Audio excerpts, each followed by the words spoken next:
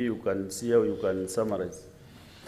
Thank you, Mr. Speaker. I know your intellect capacity of summarizing so many issues, so this should be one of them. Mr. Speaker, thank you, and honorable senators. The Ministry of Public Service, Performance and Delivery Management appreciates the role of the Senate in terms of providing oversight, which ultimately makes us a better public servant. Mr. Speaker, in response to the question by Senator for Kirinyaga, Senator Joseph Kamau Murango, on what criteria is used by the ministry to categorize and gazette areas as hardship zones in the country, and on whether as to why Mwea constituency in Kirinyaga County has not been gazetted as a hardship area, considering the advanced conditions in most parts of the county.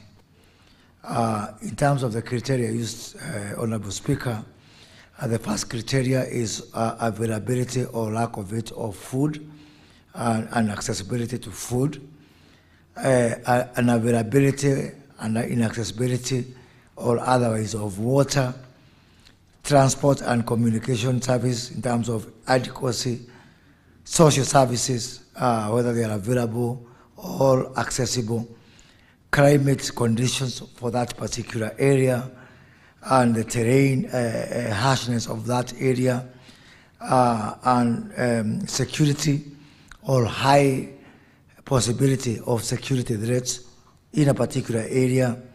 And finally, Mr. Speaker, is severity of poverty. Mr. Speaker, Mwea constituency has not been gazetted as a hardship area because the government is addressing the challenges of the existing disparities in designated hardship areas across the public service, and has undertaken a study to review and harmonize the designated hardship areas across the public service. Gazettement of the hardship areas and implementation of the designated hardship areas will be undertaken upon approval by Cabinet, and this matter is currently before Cabinet. Mr. Speaker, as to when the ministry intends to classify Mwea constituency as a hardship area in order to compensate public servants who serve in the region under adverse conditions. Mr. Speaker, the government is addressing the challenges of the existing disparities in designated hardship areas across the public service, and has undertaken a study to review the same and harmonize the designated hardship areas across the public service. Gazettement of the hardship areas, implementation of the same is currently under consideration by Cabinet, and with guidance from the Salaries and Remuneration Commission. Mr. Speaker, I submit. Thank you, CS. Senator Veronica, you just have your seat. Mr. CS, you can have your seat. Do you want to ask the two supplementary questions now, or maybe I give a chance to a few senators, then you can come in? Give the chance to a few senators, then we can ask, clarify. Senator Wamatinga Waume. Yeri, Senator. Thank you very much, Mr. Speaker. Let me start, Mr. Speaker, by congratulating the CS. He has a way of whichever docket he gets, then he shines in it. My question goes in the same note of this National Youth Service, where he pronounced himself that he'll make it a kind of a military outfit. I have some few willing men who would want to do the same. Maybe he can outline that, how he's going, especially in the marginalized areas, to ensure that indeed even youth from there access the services. Thank you, Mr. Speaker. Yes, you can just make your statement on that. Thank you, Mr. Speaker. and thank you, Speaker for Nyeri. Indeed, Honorable Speaker, we have pronounced ourselves on the new direction for the National Youth Service. The re-engineering agenda of the National Youth Service, which we are undertaking, is premised on 4 key pillars. The first pillar is the pillar of paramilitary training and regimentation. This is important because we have to impart on our young people with the right social, patriotic wiring so that they become good citizens capable of driving the country forward. Mr. Speaker, as we speak, currently we have got around 10,000 servicemen and women serving under the paramilitary service within the National Youth Service. By end of this financial year, we are going to recruit 20,000 youths, and then in the year 2024-25, we go to 40,000 youths, 25-26, 60,000 youths, and ultimately get to 100,000 youth by the year 2027. Honorable Speaker, the second pillar, and before even I leave on the first pillar, is on the issue of regimentation. Regimentation, simply put, Mr. Speaker, is that we put these youth under clusters, just like it happens within our disciplined forces of the police force, of the military, so that they can be able to work together and cross-socialize each other with positive behavior and patriotic angling as we prepare them to be better citizens. Honorable Speaker, the second pillar of our engineering agenda within the National Youth Service is what we are calling contribution towards national service. Mr. Speaker, we have a lot of opportunities within government where our youth can be used to offer those services. As we speak, Mr. Speaker, tomorrow we will be in Kitale, in Trans Nzoia County, with the Cabinet Secretary for Agriculture and our National Youth Service, where we have up to 6,000 acres of maize that is ready for harvesting that would have otherwise gone to waste from the Agricultural Development Corporation and the Kenya Seed Company. 5 million kilograms of seed that would have actually gone to waste. And tomorrow, we will be descending on that particular area with hundreds of youths who are going to harvest that maize, prevent it from going to waste, and therefore save money and time and a lot of resources, while actually helping the country to, in terms of food security. As you know, we are coming from a season of very debilitating hunger. The reason I'm giving that example, Mr. Speaker, is just to give you an example of where can you expect to find the green uniform. You'll find them in our farms, doing the farms. You'll find them guarding our offices. You'll find them planting our trees. You'll find them cleaning our markets. You'll find them even in areas that we don't have a lot of experience, like mining and blue economy. We want to engage our youth to offer services to other government departments as part of this national service. The third pillar, Mr. Speaker, we cannot do that unless we impart upon our youth vocational and technical knowledge. So our third pillar is on vocational and technical skills, which we are going to accelerate. We are already doing that to teach them and train them in some of these areas where we expect them to offer national service. Finally, Mr. Speaker, is on the issue of commercialization of the National Youth Service. Even for our county governments, for our private sector, for our members of parliament, National Assembly through CDF, you can expect that going forward, the National Youth Service, through what we are setting up, National Youth Service Enterprises, is going to offer the same service which private sector is offering. The only difference is that we can get these jobs on a G2G basis with other state corporations with county governments, with the national government, CDF, with the GAF and all other bodies, with international, even going out there, because the issue of youth unemployment is so serious, is so urgent. It is actually the biggest threat we have to our security and our long-term prosperity as a country. And so therefore, the National Youth Service is going to be not the only, but the major catalyst to solving the problem of youth unemployment. I submit, Mr. Speaker. Thank you, CS. Let's get another supplementary question from Senator Dedito John Kenywa. Thank you, Mr. Speaker, for giving me this opportunity, and I want to thank the Cabinet Secretary, Moses Kuria, for the way he has elaborated the question posed by Senator for Nyeri. Mr. Speaker, I want him to clarify what is the unit that he uses to put as a hardship area, Mr. Speaker. Is it constituency? Is it county? Is it sub-county, Mr. Speaker?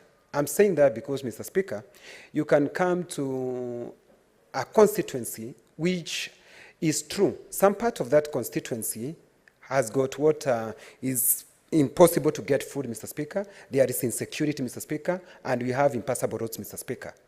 But equally, in the same constituency, Mr. Speaker, you have the opposite of the same. There is no problem with security. The roads are good. There is plenty of food, Mr. Speaker.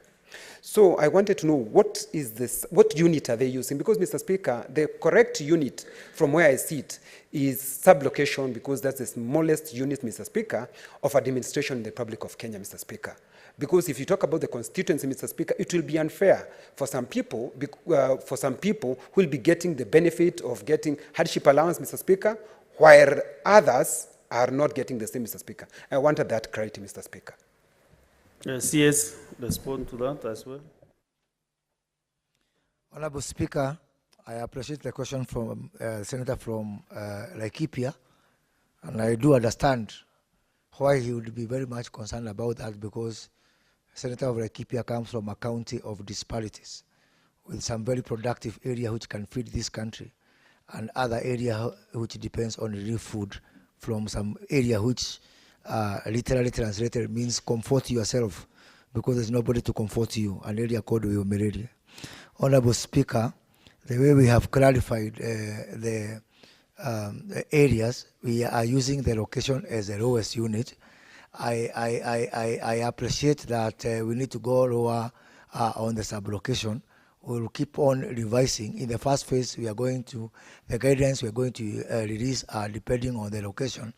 I totally subscribe to the view that we need to make the sublocation to be the lowest unit because of the disparities we have. And second thing, there's nothing stopping us from it. There's nothing difficult. There's no rocket science to it. We have got sublocation data now within our Huduma system, the census that we took. It is possible for the Kenya National Bureau of Statistics to give us data all the way to sublocation level. My request and my view is, once we do this, because I'm going to do it, then probably you need to treat us all equally and ask the people who are doing also the equalization fund to follow suit and do it at sublocation level. I submit, Mr. Speaker. Thank you for the elaborate response. Now, Senator Bugwa George. Thank you, Mr. Speaker. Let me first welcome and congratulate the CS and welcome him to the Senate. He's a man I've known for the better part of my life, and I'm sure he's going to do a good job in his new docket. Mr. CS, we are talking about hardship area. You've talked about scarcity of food. I am aware that the National Youth Service own large tracts of land all over Kenya, including Samburu County, and that land is idle. I would want you to appraise this house, what plan you have on commercialization of this idle land, so that we can help the country in solving the food problem. At the same time, CS, I would want you to tell this House what plans you have for people with disability joining the NYS, because you are only recruiting the able-bodied, and somebody like me, and you know me for a very long time, you cannot recruit me. Thank you. I'm not sure whether you want to join the National Youth Service or you are talking on behalf of the other young men who are born differently. Honorable CS. Thank you, Honorable Speaker. Honorable Speaker, I appreciate the question from the Honorable nominated Senator George Mugwa. You can expect, Senator, that the biggest farmer in this country will be the National Youth Service. We are going to utilize all our existing land, including the land in Samburu that you've talked about. Tomorrow, because of the partnership that we'll be launching with the Ministry of Agriculture, the Agricultural Development Corporation, Kenya Seed Corporation, we are also going to discuss with them how they will also will release land from them in areas like Garana, Kulalu, and you can expect that the next big provider, supplier of food, of maize for the local market and for the export market is going to be the National Youth Service. Honorable Speaker, we are discussing with the county government to deploy the National Youth Service. We have got counties which have already given us land to do seed propagation within the counties, to move from the current system where our counties, our farmers in the counties are expecting seedlings to be supplied from Nairobi, which I find not acceptable because it's the other way around. We have started with the county of Siaya, where the governor of Siaya has offered 70 acres to start a seed propagation farm in Ugenya constituency for this purpose. Mr. Speaker, we have come from a situation of famine, of hunger, of food scarcity. In my considered opinion, this need not be the case. We need to have some intervention from government to complement what our hard-working farmers are doing. And it is my commitment to the country that through the National Youth Service, we'll be able to match our especially subsistence farmers and our medium-sized farmers, especially in the North Rift. The total output from farmers on individual basis is going to be matched one-to-one by the National Youth Service, so that we have got a reliable source of food. Mr. Speaker, within the next 2 to 3 years, you can expect that National Youth Service is going to assist the country, either working alone or even through public-private partnership, working with foreign partners to be able to do food production. There has been a lot of interest, Mr. Speaker, from foreign investors who would want to come and do agriculture and help the country to be self-sufficient in food production and as well to have food for export. What they have been looking for, and I know that from my previous assignment, is a worthy partner who can be able to partner with them to be able to farm together because of local knowledge and the local situation. The National Youth Service is going to enter into partnership with the international investors to come and work with them. They bring in their capital, they bring in their equipment, we bring in our labor, we bring in our local knowledge and satisfy this country in terms of food availability and food security, and also earn this country foreign exchange through food export. Mr. Speaker, the second question from Senator George Mugwa on the people who are specially abled. It is a policy of the National Youth Service to reserve up to 20% of all the recruitment to people who are specially abled. And especially now, because of the commercial activities we'll be undertaking, some of them can be undertaken very properly by people who are specially abled. We have even some people who are specially able now working with our garment and apparel manufacturing unit at the National Youth Service, which is already providing the bulk of the uniforms that our police, our Kenya Defense Forces, our Kenya Wildlife Service Rangers are using. they are already being made from the National Youth Service. We are going to expand on that as we do all these activities, including business process outsourcing, where we have agreed with the Kenya Revenue Authority. Recently, you saw Kenya Revenue Authority recruit some revenue service agents from across the country to work with people, taxpayers, to expand the tax base. And National Youth Service has been requested by the Kenya Revenue Authority to undertake this service on behalf of the Kenya Revenue Authority, thus providing even much more opportunities for our young people. And in doing so, we're also going to establish a very huge back office to support bodies like Kenya Revenue Authority. We have got the custom scanning, which they are ready to give to us. Ministry of Lands in terms of digitalization of lands records. We want to work with judiciary. All these are people who can give us jobs, which can be done not only by people who are able-bodied, but also people who are of special ability. And I want to assure you that Senator George Bogwa, if I receive your application to join the service, I will give it consideration, given we were together from high school. The only thing is that it's unfortunate that you are past the age of being recruited there. I submit. Next is Senator Oloba Magoma Kuria. Thank you, Mr. Speaker. First of all, let me take this opportunity to congratulate our CS, Moses Kuria, for the new appointment. Many don't know that he contributed during his time in his former ministry to really help rally people to support the cause of period poverty, and I appreciate that. I have a follow-up question in terms of the commercialization of the National Youth Service. For purposes of clarity, because it's a question that has been asked, is there a policy that gives a certain percentage to the National Youth Service a priority in terms of national projects? As you have told us that now the National Youth Service is being called upon by KRA, by different other entities of government. But I'm wondering if there's an actual policy that says that a certain percentage, same way we have AGPO, ring-fencing 30% to a certain constituency of enterprises. And actually, CS, the other reason I ask this is we know we as a government, as the Kenya Kwanza government, we have promised to deliver certain things such as 100 dams. And if you look at the cost of using the National Youth Service against the cost of going out to procure services from other commercial entities, we actually save a lot. So if there is a policy, maybe you can highlight that.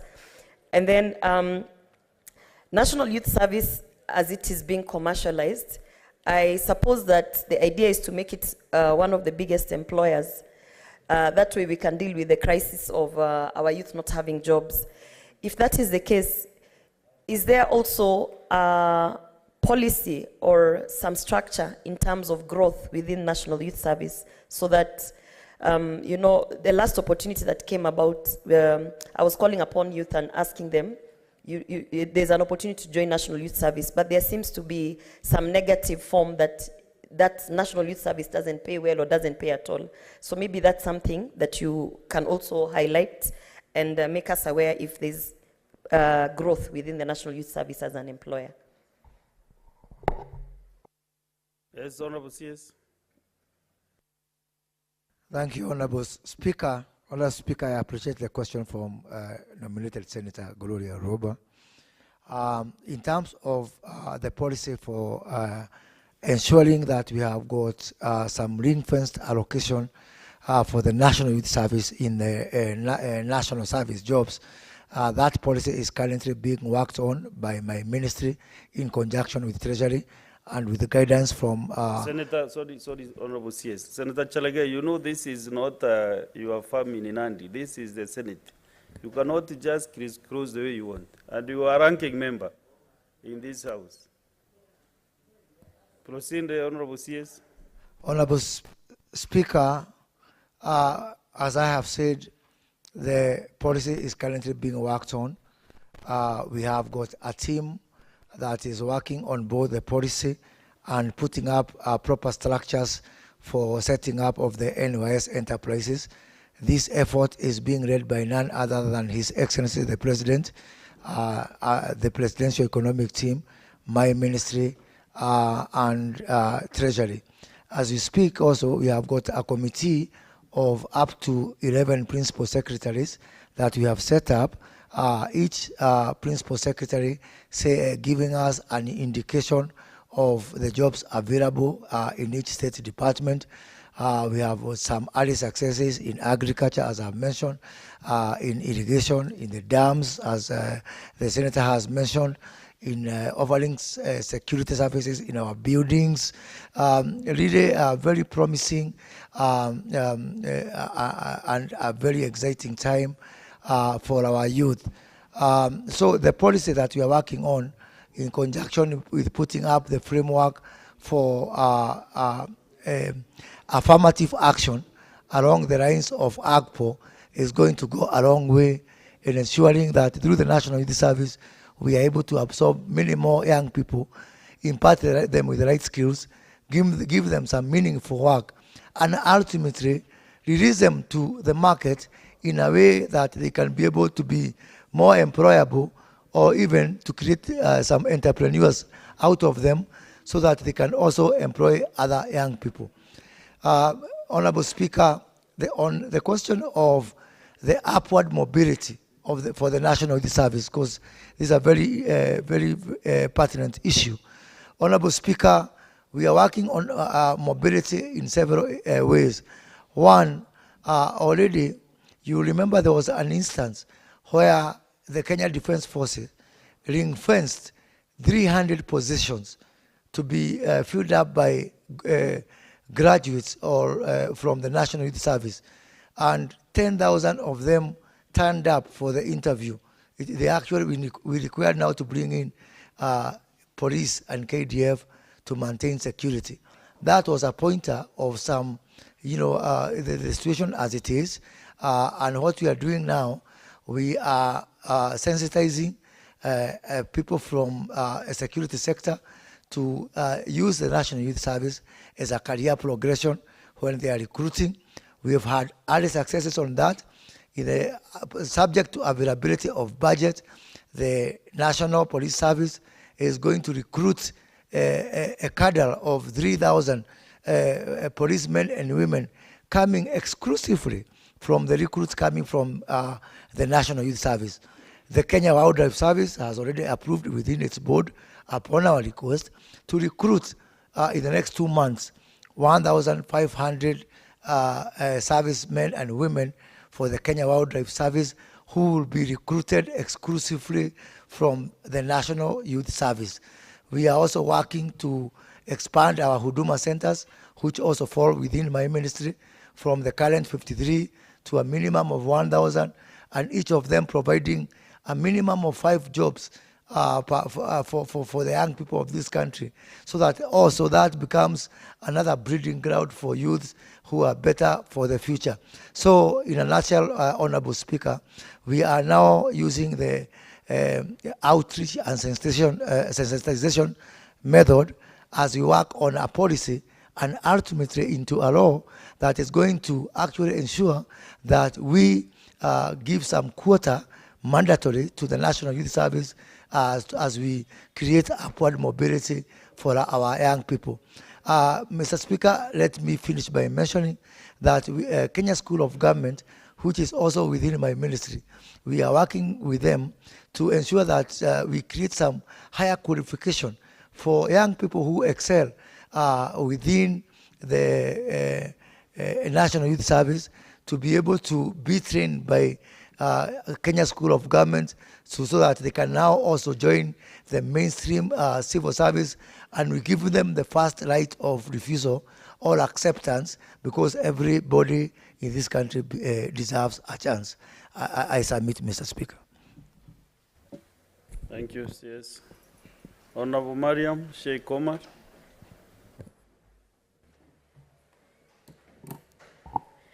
Thank you, Mr. Speaker, sir. Mine is on recruitment, CS. Recruitment of National Youth Service. I realize marginalized counties, specifically Northern Kenya, the numbers is 0%. 2% or 1%. Is there a criteria on your is there a criteria you are using so that we be equal to 47 counties? Thank you. Yes. Thank you, Honorable Speaker. I appreciate the question from the Honorable Senator. The policy and framework of recruitment is based on the location level. So you will never find a location in this country where you don't have somebody getting an opportunity from the National Youth Service. What there is that some areas, they don't want to join the National Youth Service.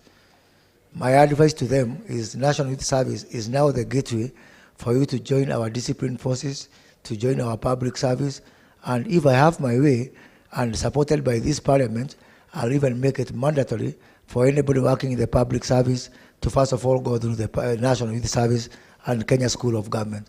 So I'm happy to get any details of any particular location in this country which has never had any opportunity. And should that come to my attention, that is not a matter of policy. It is either the youth did not turn up to register to join the National Youth Service, and if it is for any other denial of that opportunity, I commit to this House to do thorough investigation and to take the remedial action. I submit, Mr. Speaker. Thank you, Honorable CS. Senator Chalagay Samson. Thank you, Mr. Speaker.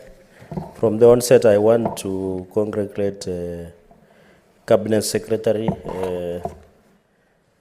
for Public Service Performance and Delivery Management for being appointed to this docket, CS Moses Kuria. Mine is just is to find out from the CS emanating from this question. In case, because I've seen his response, in case he will gazette which criteria, and I've seen the parameters. Mr. Speaker, you are aware we normally use a Commission of Revenue Allocation formula, and even we pass conditional and additional funds to marginalized wards. For example, here in Kiambu, in Deia, in Kiambu County, should be benefiting from that additional funds, for example. In Nandi, a place like Terik Ward, Chepterway Ward, although in Kapchorwa, Soba Songa, and Chemelil Chemas Ward benefits, but Kapsimat Ward does not benefit. To many people, Nandi County might look that it's a land of honey and milk. So what strategies as the CS, and how long will it take, Mr. Speaker, to classify and ensure all civil servants, including teachers and other government employees, are able to be given hardship allowance, Mr. Speaker, so that they benefit from this process, and also ensure, Mr. Speaker, that they work together, because Senate is a protector of devolution, with the CRA formula, Mr. Speaker. And Mr. Speaker, the issue of NYS, finally, I had the CS, because it's one. Chalgay, you know it's, you have it's only one supplementary. It's one question. It's joined. I'm just finishing it up. No way it's joined. Hardship allowance can be equated again to NYS. I'm developing so that I find out, so that from the CS, they are not maybe, Mr. Speaker, in quick succession, with your indulgence, is that the CS had promised the nation that he is negotiating with National Police and KDF to ensure that the NYS recruit who undergo parliamentary training service to be given priority in recruitment. Mr. Speaker, can he give a commitment that he has going into the future of side recruitment? I thank you, Mr. Speaker, for the indulgence. Honorable CS. Thank you, Honorable Speaker. Honorable Speaker, I want to appreciate the question from the Senator for Nandi. The question is very pertinent because Indeed, some of the places that he has mentioned, like Karai Ward and Deya Ward, locations within Kiambu County, and in fact, Terik location within Nandi County are in the draft proposal to be included that is currently undergoing cabinet approval. Mr. Speaker, the good thing is that this draft already has undergone through public participation, so there was comprehensive public participation to be able to get the views of the public, and I also want to fully support what Senator Fernandi has said, that, and I had mentioned it in my opening answer about the need to harmonize all these formulas. I have a formula because of something called hardship allowance. Somebody else has something called for enhanced allowance. That is the Teacher Service Commission. CRA has got another definition for another purpose. Somebody else has got a definition because of the equalization fund. Somebody else has it because of drought mitigation. So I agree, and I'm going to work with my colleagues within the executive so that you can have one definition that is coherent across all uses, so that you don't have people defining hardship, for their own expediency. In regards to the discussions we're having with the Kenya Defence Force, National Police Service, and other discipline forces, KWS, Kenya Forestry Service, indeed now this has been embraced by all these formations under the leadership of His Excellency the President, that National Youth Service needs to be the catchment area for the future from which anybody who is going to join our discipline force is going to come from. Let me just give one of why this is important. This is important because if you take a youth who has gone through 6 months of paramilitary training by the National Youth Service, by the time they get to Kiganjo for the police training, they will cut the training time from 9 months to 4 months, thus saving on cost and ensuring that you can deploy faster. So there is even a justification. It's not just a favor. There's a justification, there's a value proposition that it makes much more sense to recruit from the National Youth Service because they have already been trained, they have gone through the basic drills that they would otherwise have gone to if they would have joined from day one from these discipline forces. I submit, Mr. Speaker. Honourable Senators, we should be now concluding the issues with the CS public service. Let us have the last two, and then I will call upon Senator Veronica Maina to ask a supplementary question. Senator Mandago, Jackson. Thank you, Honourable Speaker, for the opportunity, and thank you, Honourable CS. My question to the CS, supplementary question in regard to equal opportunity in public service, is that, Honourable Speaker, we are seeing a trend in recruitment in public service that is worrying and a threat to cohesion of this country. Honourable Speaker, in all the recruitments that have happened recently, we don't see equity in the distribution of the available position, creating a serious frustration in various young people in the country. Honourable Speaker, I would like to know from the CS, Public Service Management, on the recently advertised about 8,000 internship positions through the Public Service Commission, how they are going to be equitably distributed across the country. Honourable Speaker, from my small mathematics, if they are to even distribute per constituency, every constituency in this country will receive at least 30 slots for internship in public service. We would like to see equity in recruitment of public servants across the public service, Honourable Speaker. Honourable CS. Honourable Speaker, let me appreciate that question from the Senator for Uasin Gishu County. Honorable Speaker, indeed the issue of equity and equitability in the distribution of available employment opportunities in the public sector and in the public service especially has been a matter of concern. It has been expressed severally, especially in the recent few months, and indeed is an issue that I am seized of. Honorable Speaker, our Constitution vests the mandate of recruitment of public servants with the Public Service Commission.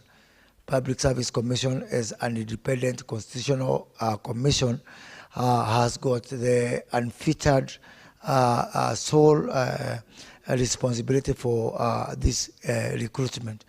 We are working very closely with the Public Service Commission to achieve two things primarily. First is to ensure that we have got a fair allocation of all existing positions across the country. Of course, not equally, because there are other considerations, for example, population, that have to be factored in. But to have a formula that is scientific, that is measurable, and that is visible out there, that is coherent, that is defensible, that is understandable. So that one, we want to give that commitment, and I have the commitment of the chairman of the Public Service Commission that that is a risk that we owe this country. The second thing that we want to achieve, Honorable Speaker, is on the issue of transparency and visibility. We have a slogan we have given to this, using the language of the young people. We are calling it Jobo Bila Connection, that it is possible for any young person in this country to aspire to work for any government department, in ministry, in state corporations, in a university, in any other institution in the public sector, and have the same opportunity as somebody else. You do not have to know someone, you do not have to be connected to someone. That is why we are coming up with a digital platform where all these jobs will be posted. And even the allocation of these jobs within that platform will be distributed up to the location level. That way, if you come from Ngenda location, where I come from, and you try to apply for a job that is for somebody from Wasangishu County, you cannot apply, because that job will be reserved even within the technology for somebody from that particular county, and that will be audited, and that's verifiable. So digitalization of this recruitment process is very key, so that also we can share these results. Anybody can log in and see it publicly, that in this location they got 5 slots, whether for jobs or for internship. That's why we are saying, for you to access this job digitally, you need an internet connection. That is the only connection you need to get a job, not connection to someone. I submit, Mr. Speaker. Senator Joe Nyutu. Senator Wamuranga.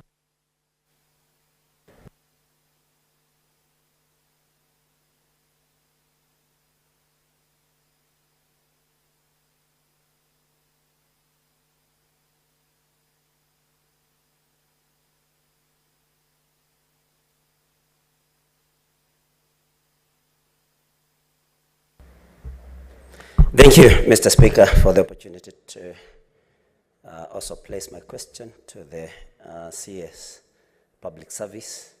And if you allow me, I would want to first congratulate him on the posting to this new ministry, and wish him well, even as he cuts and cultivates a new image of a CEO far from the image of a politician. Mr. Speaker, I would want, having said that, to ask the CS whether he is aware that there are some teachers or trainers, if you may, serving in technical institutes. But these are teachers that are employed by the Public Service Commission, different from their colleagues who serve under the TSC. And Mr. Speaker, knowing and understanding that TSC is the body mandated with the employment and management of teachers, does the CS think that his ministry is is competent to deal with the teachers? And does he think that the teachers that are serving under the PSC should remain there, or for the welfare of the teachers and the institutions that they serve, whether they should be surrendered to the TSC? Mr. Speaker, that is my question to this Honorable CS. The Honorable CS. Honorable Speaker, I want to appreciate that question from the Senator from Murang'a.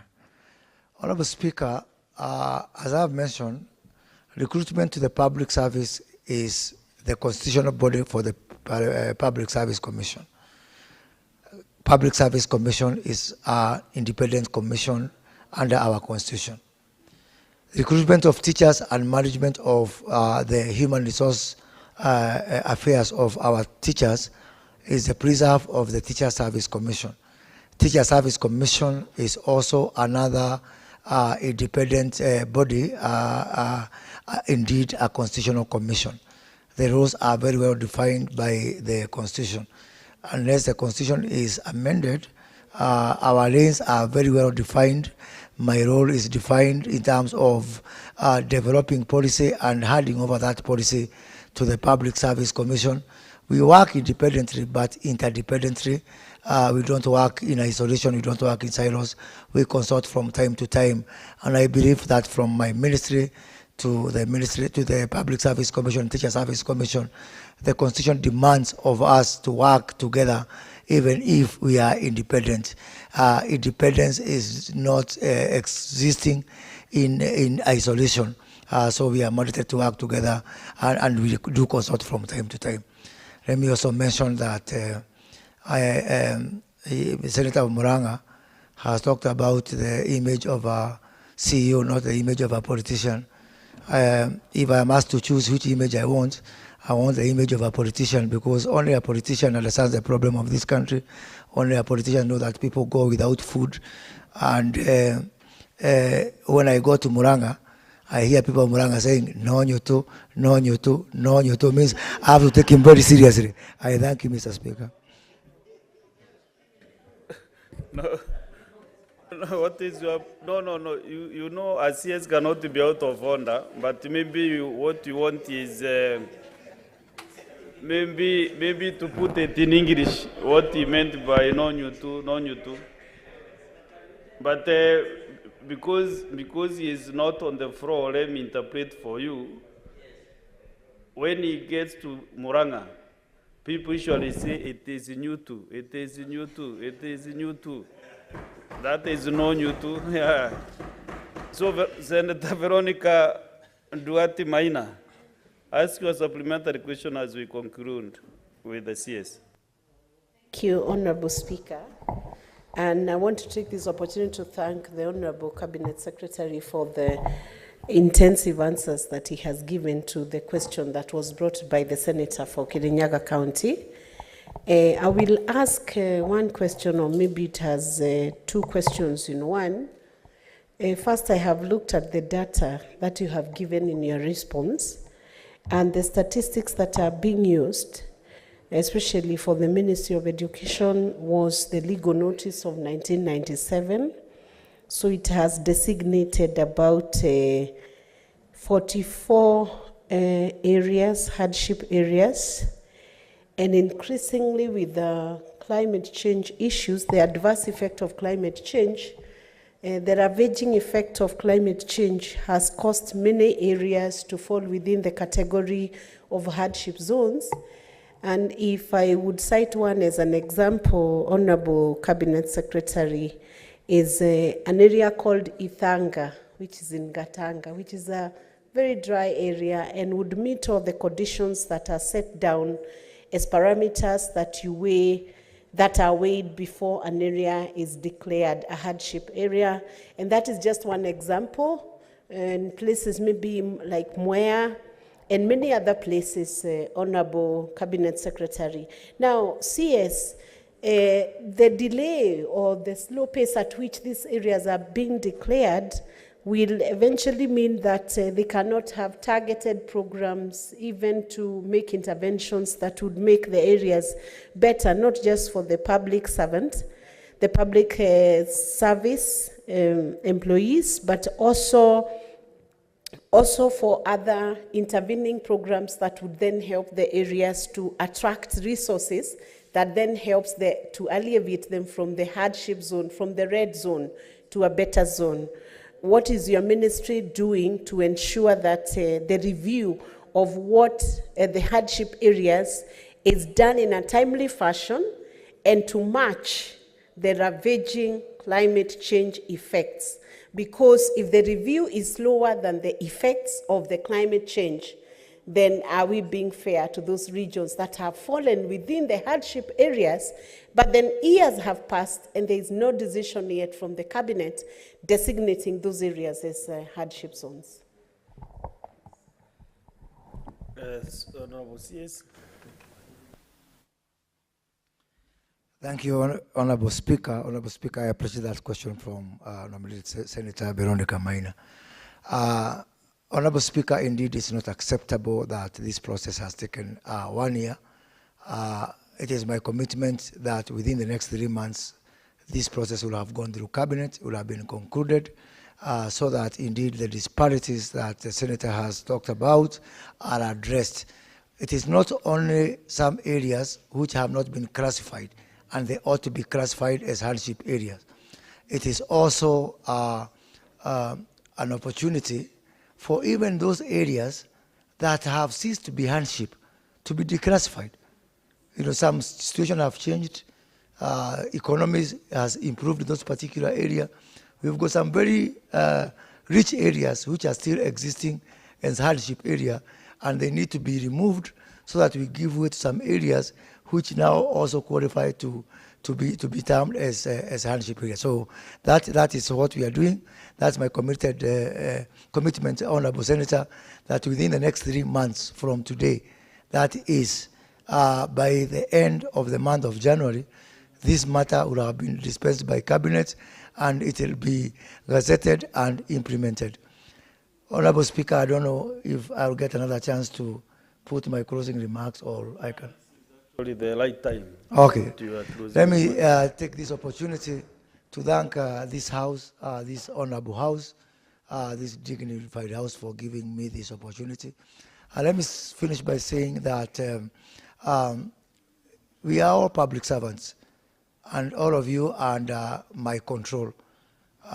If you have not received your salary, you know, I would very much interested to know if you have got any welfare problems. All the 900,000 of us who work in the public service are my business. It's a very fulfilling job, knowing that ultimately we work for all other 54 million Kenyans. And I'm trying to transition our public service from being an arena or a source of public employment. A lot of us are saying we are in public service. No, we are just in public employment. We need to transition from being in public employment to being in public service so that you can be able to serve this country better. Honorable Speaker, my docket also includes a state department for performance and delivery management. Simply put, it is my responsibility. If government is not performing, it is me to be held accountable. If you're not delivering on our projects across whichever ministry, from fisheries to camels, from water to air, wherever they are, performance and delivery are my business. And so therefore, I want to encourage this House to call me many times. If you have any problem with any ministry or state department, then I'll do what I must do. Thank you, Honorable Senator. Thank you. Thank you, CS. CS, you know, you are one person who is very flexible indeed. And you joined the ministry just the other day, but the way you understand what is happening in the ministry is fantastic. The NYS, about the hardship issues, it's like maybe you knew that you'll be transferred to that ministry, so you started learning about the ministry, maybe the first time you were appointed in trend. So thank you very much for your time and for your good response. I think transforming public service is what is really needed in this country. And this House will support you in whatever way we can so that you'll be able to perform. And all the best in your endeavors. Senate is your friend. There is a time you were told you don't appear here when you're in train, but now you can see you are the best friend of the Senate. So tuko pamoja kwa kazi yako. Asante sana waziri.